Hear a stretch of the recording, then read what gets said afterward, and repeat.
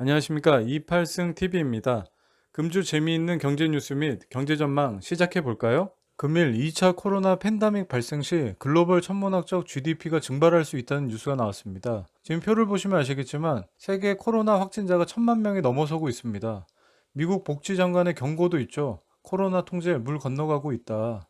지금 나흘 연속 신규 환자가 4만 명이 넘어서고 있고 에이자 장관 역시 굉장히 심각한 상황이라고 하고 있습니다. 또한 2차 팬데믹 땐 글로벌 GDP가 1경 5천조 원이 증발한다고 하고 있습니다. 1경 5천조 원의 증발의 의미는 주요 20개국 2분기 GDP가 마이너스 18%가 될 수 있다는 의미입니다. 이 의미는 세계 경제가 다른 어떤 것과도 견줄 수 없는 위기, 불확실한 회복 상황임을 알 수 있습니다. 또한 사람 감염 돼지 독감 바이러스가 중국에서 발견됐다는 뉴스가 나왔습니다. G4라고 명명된 이 바이러스는 돼지를 통해 전파되지만 사람이 감염될 수 있는 것으로 알려지고 있습니다. 아직 사람 간 전염 증거는 없으나 돼지 사육 관련 직종에서 일하는 이들에 대한 시급한 추적 관찰이 필요하다고 지적하고 있습니다. 다음은 한국 경제 뉴스에 대해 살펴보겠습니다. 한국 3분기 제조업 끝장날 수 있다라는 뉴스가 나왔습니다. 현재 표를 보시면 BSI 지수가 55로서 금융위기 55의 지수와 동일합니다. 그렇다면 이 BIS 지수란 제조업체를 대상으로 경기 전망 지수를 조사한 지수인데 100 이상이면 긍정적으로 보는 기업이 많다는 뜻이고 100 이하면 그 반대입니다. 따라서 BSI 지수 55는 거의 금융위기급이라고 보시면 됩니다. 이렇게 BSI 지수가 낮음에도 불구하고 현재 제조업 가반수는 코로나 피해 최소화에 집중하느라 미래 포스트 코로나에 대응할 여력이 없다고 합니다. 다만 의료정밀 제약 부분은 K방역 등에 대한 기대감으로 체감 경기 전망이 상대적으로 좋았습니다. 이뿐만 아니라 코로나19 직격탄을 맞은 베이비 부머가 늘어나고 있습니다. 이 베이비 부머란 강제에 은퇴한 사람을 뜻하는데 지금 표를 보시면 아시겠지만 2월에서 5월 사이 비자발적 실업이 2배 이상 증가됐고 5월 일시 휴직자도 3배 이상 증가되었습니다. 이런 베이비 부머 세대의 빈곤화가 심해진다면 사회적 문제, 가계대출 연체 등 금융위기로 부상할 수 있습니다. 또한 한국 중기 소상공인 대출이 내달부터 속속 만기라고 합니다. 지금 표를 보시면 중기 소상공인 만기 연장 규모가 48조 원에 이르고 이자를 못 갚는 기업 비중이 2019년 32.9%에서 2020년 47.7%로 늘었습니다. 이 중기 소상공인들이 10월부터 한꺼번에 원금 이자를 상환해야 하는데 코로나 장기화에 대출 회수가 과연 가능한지, 또한 기업들이 매출을 줄며 빚 갚을 능력이 뚝 떨어졌는데 과연 갚을 수 있는지, 정부는 상황을 지켜본 뒤 재연장을 결정해야 하지만 이 대출 만기를 일률적으로 연장할 경우 은행 건전성에 문제가 생길 것입니다. 이로 인해 은행 부실은 금융위기로 이어질 수 있으며 정부에서는 어떤 정책을 결정할지 주의 깊게 살펴보아야 하겠습니다. 최근 한국 증시 바이오주 너무 비싸다. 미국 헤지펀드 돌턴 인베스트먼트의 경고가 있었죠. 코로나 치료제 개발감에 힘입어 급등한 바이오 제약주는 너무 비싸다.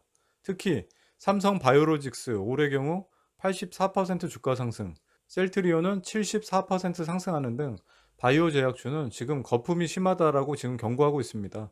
계속해서 안 좋은 뉴스인데 미국 주식 선물 숏배팅이 9년 내 최고치라고 합니다. S&P 500 선물에 대한 숏배팅이 2011년 이후 최고치를 기록하고 있고 주식시장 밸류에이션이 위험 수위까지 치솟아 2000년 닷컴 버블, 2007년 금융위기 직전과 비슷한 분위기다 라는 경고의 목소리가 나오기 시작했습니다. 특히 정보기술 IT 섹터의 쏠림이 심하다라고 지금 지적하고 있습니다. 그렇다면 긍정적인 뉴스는 도대체 무엇이 있을까요? 인프라 투자 확대에 중국 5월 공업이익이 6% 깜짝 증가했다고 합니다. 중국 정부의 인프라 투자 확대에 따른 석유, 석탄, 전력, 화학, 철강 업종들이 수익성이 개선되고 있고 이러한 투자 확대를 통해 성장률을 끌어올리고 있다고 합니다. 하지만 코로나19 여파로 시장 수요가 여전히 낮기 때문에 이익 회복세가 지속될지 여부는 불투명합니다. 그렇다면 하반기 국내 증시에 대한 한국 전문가 의견은 어떨까요? 지금 정리된 뉴스를 보시면 긍정 요인으로는 유동성이 풍부하다. 부정 요인으로는 코로나 재확산이 발생할 수 있다. 미중 갈등이 악화될 수 있다. 따라서 대체적으로 코스피는 박스권을 형성하고 최대 2230, 최저 1850을 전망하고 있습니다.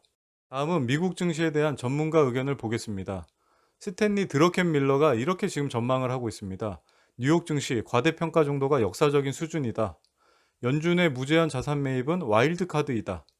코로나 치료 효과 소식 등에 과도하게 시장이 반응하고 있다.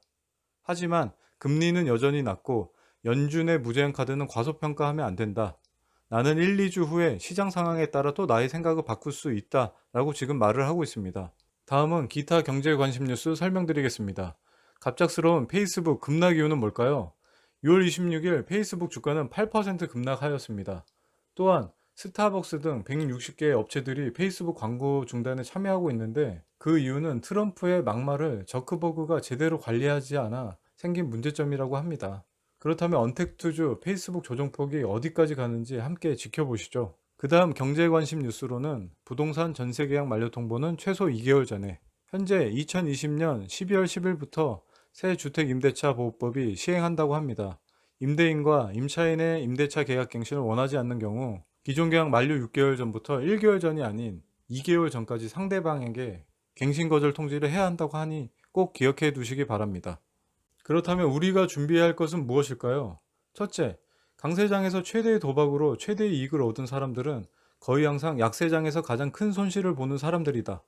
둘째, 현명한 투자자일지라도 대중을 따라가지 않으려면 대단한 의지력이 필요하다. 상기 그레이엄의 명언과 같이 현재 동학개미, 로빈후드, 투자자들은 상승장에 계속해서 베팅하여 주식 매수를 하고 있습니다.